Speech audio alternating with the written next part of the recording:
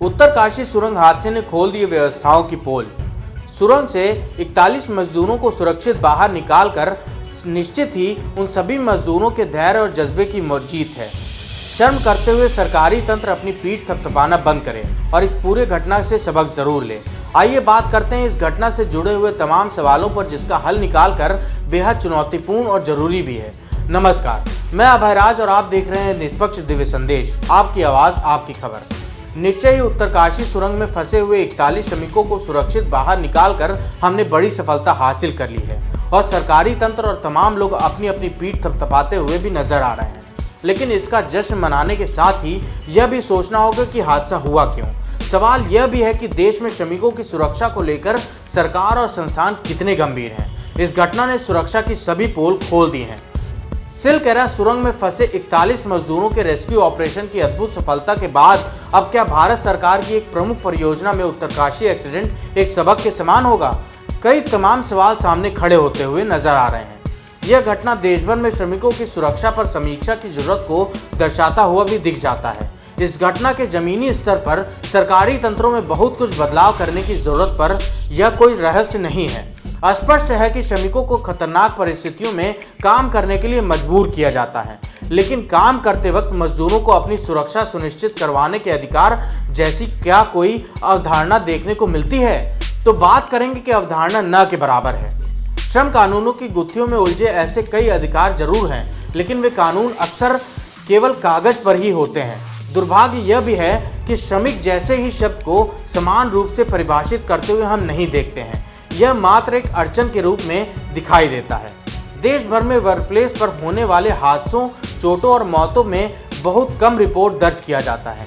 कई श्रम कानून सुरक्षा मानकों और मुआवजों को उल्लेख करते हैं, लेकिन अनुपालन खराब होने के कारण मजदूरों को अपनी जान लगातार गंवानी पड़ती है। देश में व्यावसायिक सुरक्षा और स्वास्थ्य पर कोई प्राथमिक कानून ही नहीं है। मृत्यु पर श्रमिकों को या तो उनके परिवार वालों को बस मुआवजा देने की प्रथा है, लेकिन सच्चाई तो यह भी है कि मुआवजे का दावा करना भी काफी मुश्किल और कठिन सा नजर आता है। ज्ञात है कि सभी भारतीय शहरों में तेजी से निर्माण कार्य की गतिविधियां देखने को मिल रही हैं। श्रमिकों का एक बड़ा हिस्सा एक राज्य से दूसरे राज्य में काम करने वाले प्रवासी के रूप में जाता है, जो श्रमिकों को और अत्यधिक सुरक्षित और असुरक्षित दर्शाता है। यदि आंकड़ों की बात करें तो आंकड़ों के अनुसार इस साल मुंबई महानगर क्षेत्र में विभिन्न साइटों पर हुए 24 घटनाओं में 51 मजदूरों की मौत हो गई। कौन जिम्मेदार है? अकेले महाराष्ट्र में 2021 से 2023 तक निर्माण श्रमिकों की मौत पर 3 गुना वृद्धि देखने को मिली है। निर्माण स्थलों पर सुरक्षा की निगरानी के लिए कोई विशिष्ट राज्य एजेंसी ही नहीं है। राज्य श्रम विभाग निर्माण स्थलों पर उपकरणों, लिफ्टों और ट्रेनों की सुरक्षा को प्रमाणित करने के लिए किसी बाहरी एजेंसी का उपयोग करता है। यह चूक नहीं है और तो क्या है।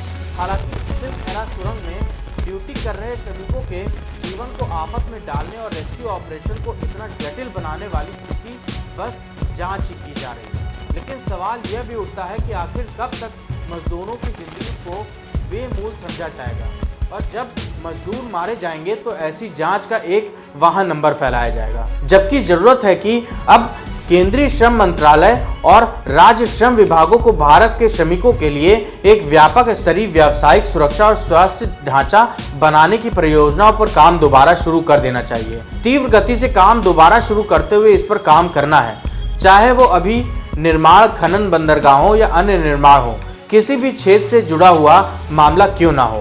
अगर आपको हमारे सवाल जायज लगे हों तो वीडियो को शेयर करने के साथ साथ कमेंट बॉक्स में अपने जवाब जरूर दीजिएगा कि ये तमाम सवाल इस सुरंग वाली घटना से उपजकर बाहर आते हैं कि नहीं आते हैं, और इस बार हमारे सरकारी तंत्र और व्यवस्थाएं कितनी कारगर साबित हो रही हैं, कितना काम करेंगे। आने वाले समय में देखने वाली बात भी होगी। यदि हमारा वीडियो YouTube पे देख रहे हैं तो हमारे YouTube चैनल को सब्सक्राइब कर घंटी दबाने न भूलें।